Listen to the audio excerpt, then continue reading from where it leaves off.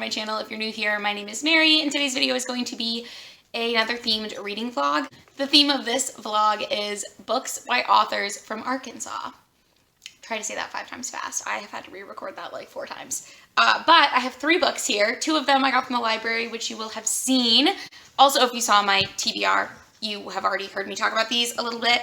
But first and foremost, Dead Until Dark by Charlaine Harris, True Grit by Charles Portis, and All the Young Men by Ruth Coker Burks. So I'm excited to read all 3 of these books. None of these books are by authors that I've ever read from before, but I wanted to do this because this is my last fall in Arkansas, at least for the foreseeable future, because I am moving after I graduate from law school. But I'm gonna miss it. Fall is my favorite season in Arkansas. It's beautiful here in the fall. And I just wanted to sort of do a little vlog celebrating that. I feel like Arkansas doesn't get any love, which I kind of get, but also it makes me sad. So just a quick recap about what these books are about. Dead Until Dark by Charlaine Harris is a vampire paranormal romance book about Sookie Stackhouse, who is a waitress in actually a small town in Louisiana called DePonce, I think. It doesn't say on the back. But she's a waitress, and in this like universe, vampires are real and they're like known about. But she's never seen one in real life until one day this vampire comes into the restaurant / bar that she waitresses at, and she meets him, and I believe it just follows their adventures from there. There are 13 books in the series. I own 8 of them, so that's quite a few, but I've never read any, so I'm excited to finally read some. Also, this cover is from the TV show True Blood, which was based on this book series. Full disclosure, I've looked it up since, and Charlaine Harris actually is, I think, from Mississippi. She lived in a small town in Arkansas called Magnolia, Arkansas for a while. My aunt and uncle lived there, which is why I knew what Magnolia, Arkansas was, I guess. She now lives in Texas, allegedly, according to her Wikipedia page. So, but she did live in Arkansas, at least at some point during the late 90s, early 2000s, when I believe she was writing these books, I think. So I'm counting it. True Grit is a Western classic about a young girl who is from Dardanelle, Arkansas, and her dad is going to buy horses in Fort Smith, Arkansas, which is actually kind of close to where I live. It's like an hour away.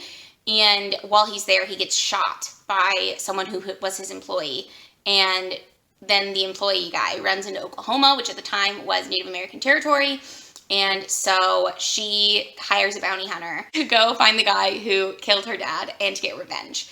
I'm also reading this for the Big 3 readathon because one of my prompts was to read a book about revenge.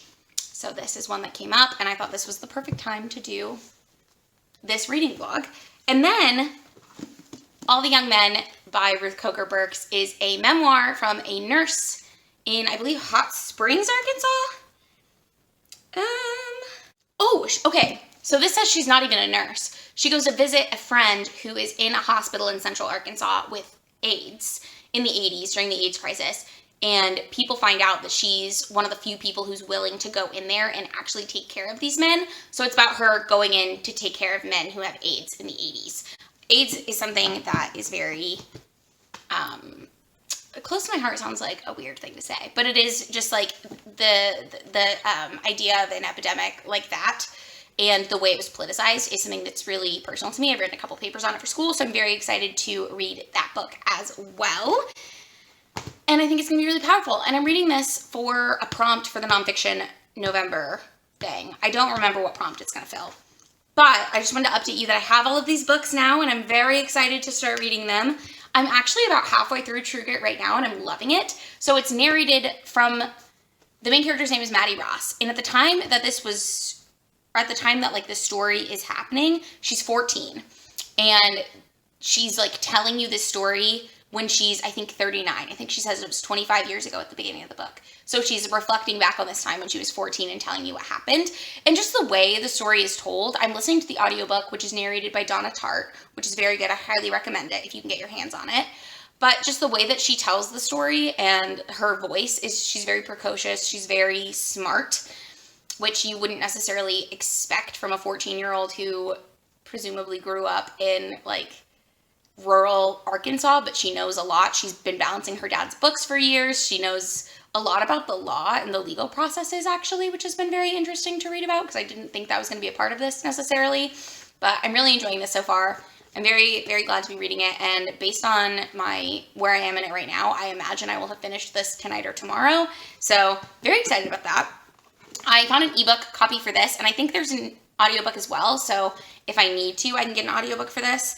And I haven't found an audiobook for this one yet, but I'm still gonna look around on different apps. Once I found the audiobook for this, I kind of stopped looking for an audiobook for this, but I would like to read this via audiobook because I do like nonfiction being told to me. I just feel like that's a medium that really works for me for nonfiction, but I'm very excited to pick this up as well. So I will keep you apprised of my progress, but I wanted to let you know that I started this vlog, and I'm very excited to be doing it because I love Arkansas.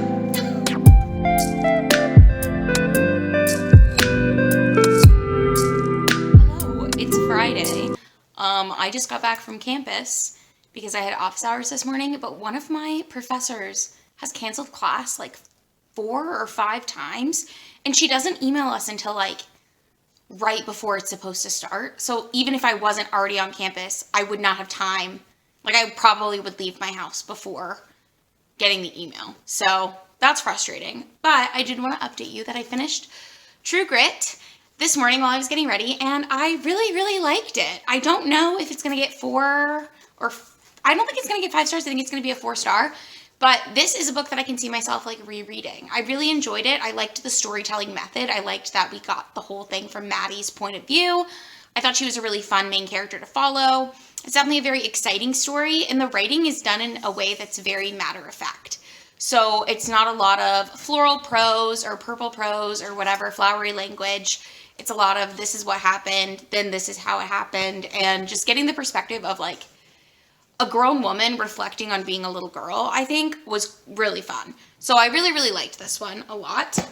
And then I am about halfway through Dead Until Dark, and I'm enjoying this, but there are some issues with it. So this is a paranormal romance series. I think I've mentioned that before, but it also reads very much like a cozy mystery.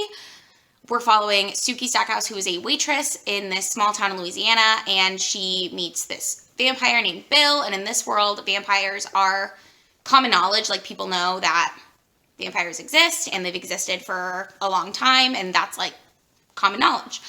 So it's like her romance with Bill, but also in the town that she works in and the town that she lives in, there are these strange murders happening, and I think that's sort of going to be a theme throughout all of the books. So that's really interesting. I do have some, I guess, qualms with this.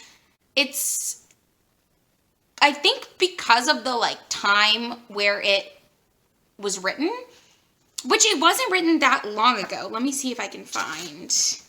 Yeah, so this book was originally published in 2001, which is not that long ago, but it is written definitely for like a specific group of people. Like, I feel like this was written for women in their late 30s to mid to late 40s in 2001. And specifically like Southern white women, because this does have like thinly veiled homophobia, and there's also like weird mentions of race, and I just want to point that out because they like, I don't know how or when it became improper to do this, but are you okay? Are you alright? You feeling puny? But there are like weird references to race. At one point, Sookie mentions that Black people don't really go into the restaurant that she works in because there's a Black vampire in this book. But the way she says it is like, Blacks don't come here, which feels gross to me. I know that's not politically correct right now. I don't know if that was politically correct in 2001. Feels like probably no, but I don't know. So that's really strange for me. Other than that, like looking past those things, I don't hate this, but it is like, it makes me a little uncomfortable, I guess. So that's how I'm feeling about this. I'm wondering if it gets better throughout the series because it is written in a way that I enjoy. Like, I don't dislike the character of Sookie, and I don't dislike the storyline that's happening. I think the romance aspect is really interesting. I also think it's really interesting that they're in a world where they know about vampires, because I feel like a lot of vampire books have the like, you have to hide who you are trope, which doesn't really exist here, but it is just something I've noticed. So I will continue reading and I will let you know how it goes.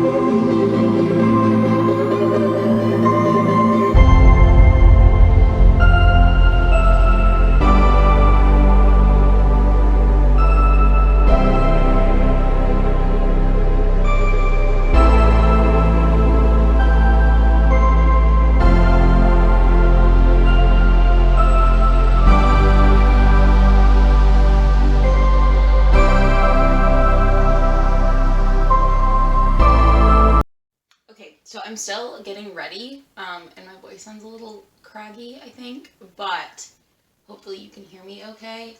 I just finished listening to Dead Until Dark by Charlaine Harris, and I really enjoyed it. I think it's just a very fun, light read. I do think this is a series that I'm going to continue with. I definitely think it's important to go into it knowing that its intended audience is older Southern white women. So a lot of things in the book definitely cater to that audience. Also, it has a big trope of the virgin, and Suki is a virgin and she references it kind of a lot. So if you're not into that kind of trope, but I think that's pretty common for fantasy romance, paranormal romance type thing, the very innocent character and then the big strong man who's gonna show her the ropes. So that's definitely something to note. I don't really love that personally. I think it can make sense in some contexts, and not that you can't be a virgin when you're 25 or however old Suki Stackhouse is. Just the obsession with it feels very third grade to me, very grade school. I don't know. So that wasn't really my favorite thing. But I'm going to finish getting ready and then I'm going to probably read a bit. I don't know what else I'm going to do in this vlog, but I'm thinking I might go to the store and get ingredients to make a pot pie because it's been really cold and I would like one. So I might, if I do that, I will film myself making the pot pie. And that can be some B-roll for this vlog. I don't know what rating I'm going to give Dead Until Dark. Probably a 4 because I liked it.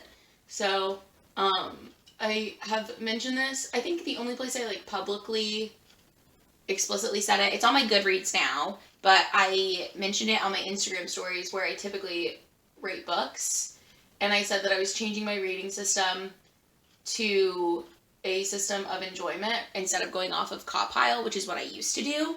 Originally, I had my own random situation, and I was just noticing that I was always giving books the same scores, and the scores didn't really mean anything to me.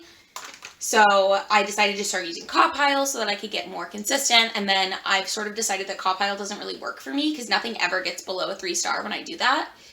Because I'm scared to rate something lower. I don't really know. My rating system for Copile, it just didn't work out for me personally.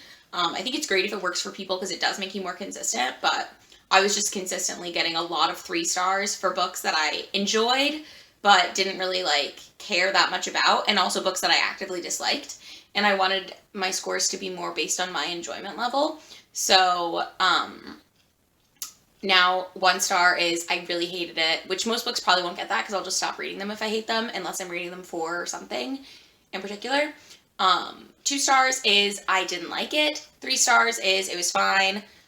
And that to me sort of goes from it was fine, I kind of didn't like it, but I'm going to let it pass, to it was fine, I kind of liked it, but I don't think I'm going to recommend it to people. I don't really care that much about it, etc. 4 stars is I liked it, it was an enjoyable read. And then 5 stars is I loved it, I'm obsessed with it. She's an icon, she's a legend, and she is the moment. Now come on now. And even in there, I feel like there's some like leniency. Also, I apologize for this angle. This is the room that I used to film my makeup videos in here, and then I film my live streams in here. So I need to go through and declutter really quick. But this back corner is Marvel's crate is at the bottom. This is a drum kit. And then back there, it's Marvel's crate is on the bottom. There's a chair, like a big pink folded up chair that I used to have in my bedroom before I lived with Matt. And then we've had different places in the house, and it just doesn't really go with what we're doing now. But I did use it when I was living in Kansas City. Above that is one of the rolling chairs, because we just for some reason have 3 rolling chairs in this room, and we have 2 desks. And so it's just kind of crowded. And then a couple of like overnight bags are stacked on top of that because we're out of closet space. Essentially what I'm saying is we need to do a declutter of this room in general and our whole house kind of before we move, because I don't want to just pay to move a bunch of random stuff. But that's where I'm at. I'm gonna finish getting ready. I think I only have to do bronzer and lips now, but and then I will catch up with you later when I've read more. Hi, welcome to Starbucks. What can I get started for you? Hi, can I do the iced sugar cookie latte with oat milk? Of course. What else for you? That's it. All right. And what's a good size on that? Oh, grande. All right. It's going to be $5.76 at the window. Thank you.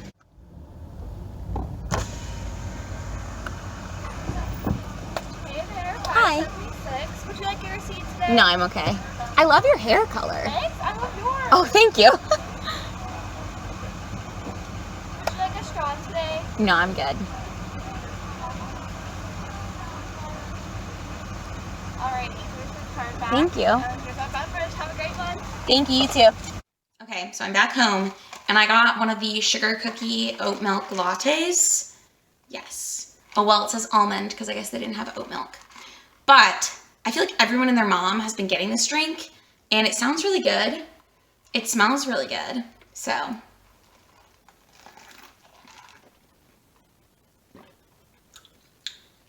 it's pretty good. I like it because it's sweet, but I feel like it's not as sweet as they sometimes make their vanilla, like iced vanilla coffees, because the like sugar cookie, it tastes like a sugar cookie, like Christmas, which I guess was the point, but I do really enjoy this. So it also has sprinkles in it, which I'm not sure how I feel about that, but it's tasty, so I'll give them that. I'm gonna go ahead and put away my groceries that I just got, and then I'm gonna start making stock for the gravy that goes in the pot pie. I probably won't be able to have this for lunch. I'll probably have to have it for dinner because it's 1 o'clock now. But I think that clock says 2 o'clock, but I don't think we've changed it yet. Yeah, from daylight savings. So it is 1 o'clock. But I'm gonna go ahead and do that and speed through it.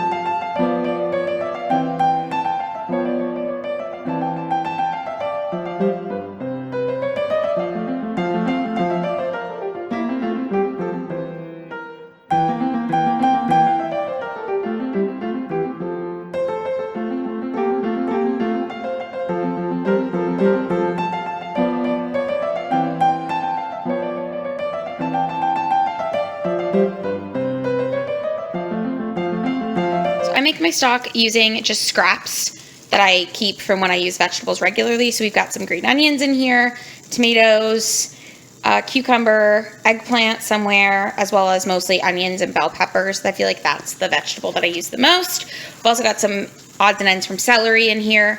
And then as you saw, I added rosemary and bay leaves. And once the water feels warmed through to the touch, which it kind of does right now, it's been simmering for about 5 minutes. Then I go over here and lower the heat.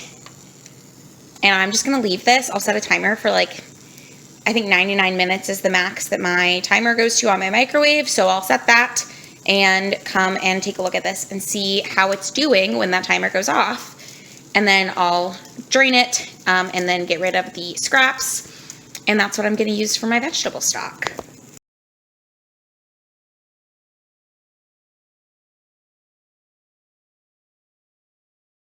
Hello, I forgot to film while I was making it, but I have made a pot pie. Nope. There she is. Isn't she beautiful? I hope that picture quality was good. If not, I'll film another clip of it. But I wanted to mention that the gravy recipe I used for the gravy in the pot pie called for wine, and so I used Post, which is a local vineyard, keeping on the Arkansas theme, because I was realizing that this isn't very Arkansas, I guess, to make pot pie. It might be, I don't know. But I'm gonna eat my dinner now, and I'll update you when I update you. Hello, it's Thursday, which is the day that this vlog is hopefully going up, and I finally finished All the Young Men by Ruth Coker Burks.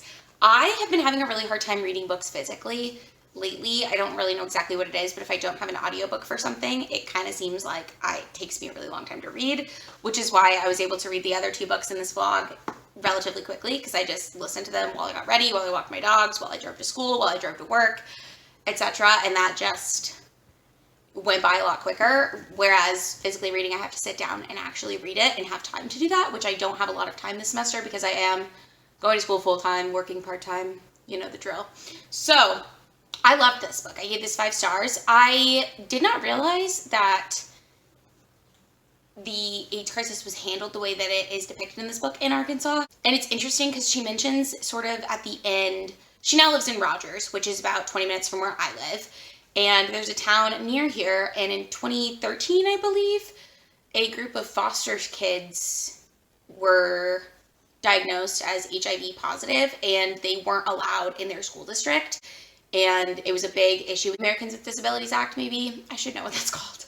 But it was a big deal with that, and it went to, like, the ruling of the school board had to be overturned by a court. So I didn't realize that that was that recent, and I didn't realize that it was that close to where I am.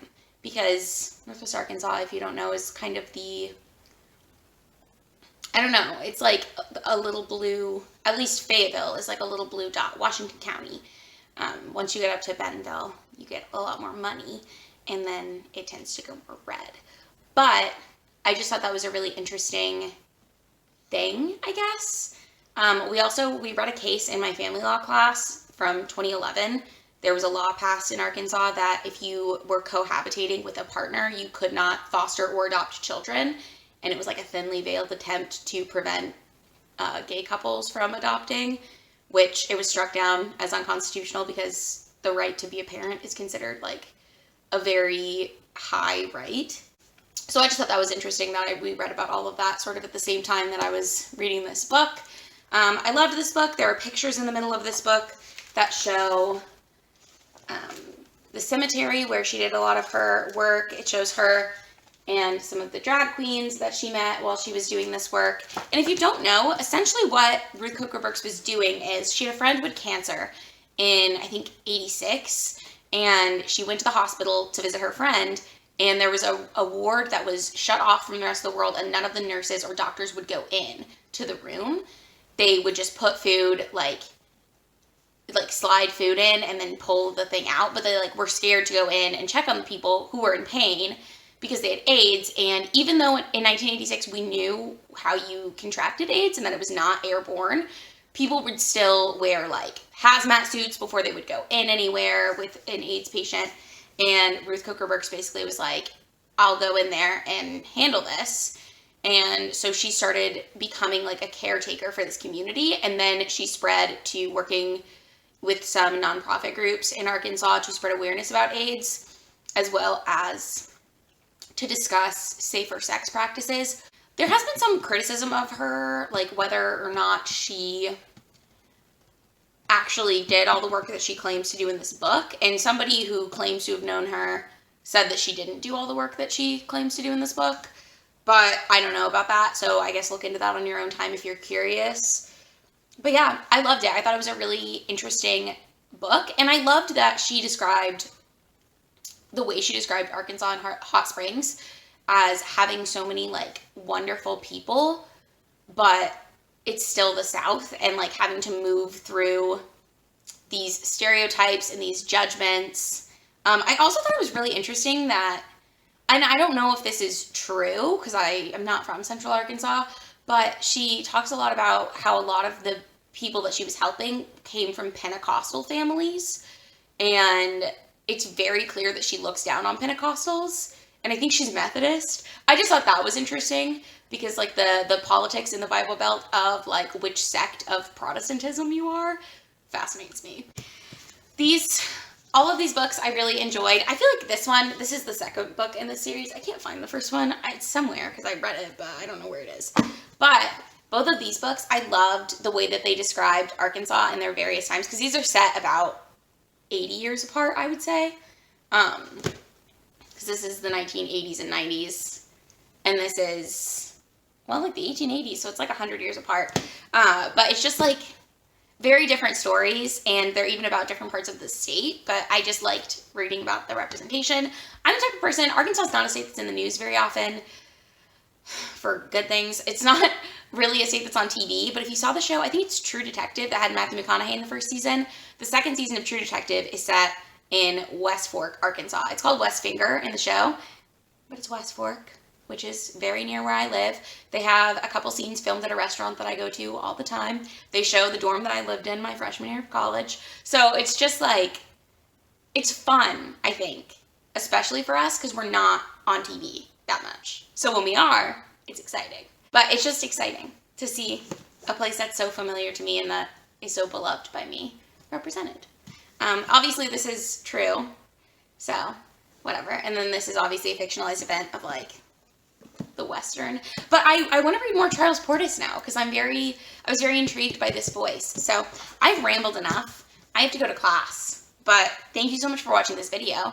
If you enjoyed it, make sure to give it a thumbs up, and you can go ahead and subscribe to my channel as well, because I do post 2 videos every single week, and I will see you in the next one. Bye!